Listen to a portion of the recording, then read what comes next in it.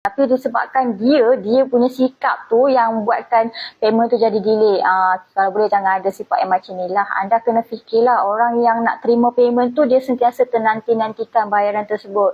Kalau kita boleh buat je. Alias memang kita punya kerja tu tak sampai turn dia dah. Kita satu hari mungkin kita boleh proses 10 payment saja. Dia punya turn mungkin yang ke-12.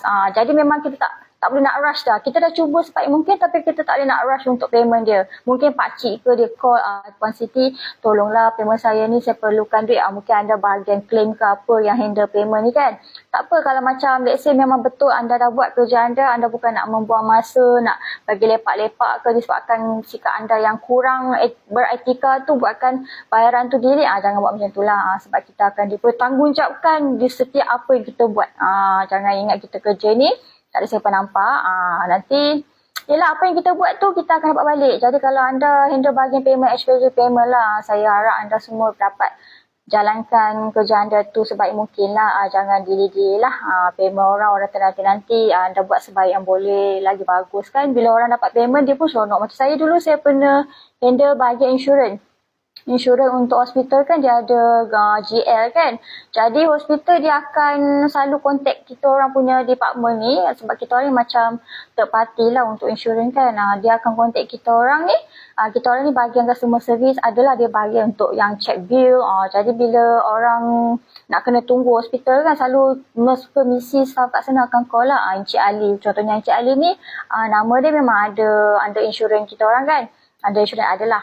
Saya tak boleh mention kat sini lah sebab dia tak taji kita punya live. Pinjam je ayat tu. Jadi bila bahagian hospital tu akan call kita orang, dia akan check lah Encik Ali, IC number, ada ke dia punya entitlement untuk insurans claim kan. Bila dah ada, kita perlu keluarkan satu surat lah bagi tahu yang dia punya nama dengan IC ni memang ada entitlement untuk insurans sekian-sekian lah.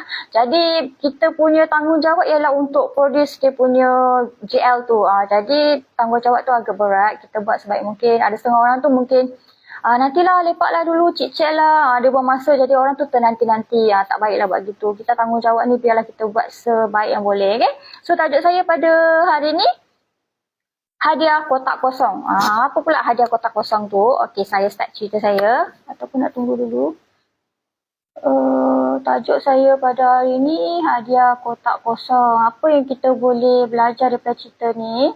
Ya, dia tak sedih sangat lah cerita ni. Kebelakangan ni cerita saya agak sedih lah.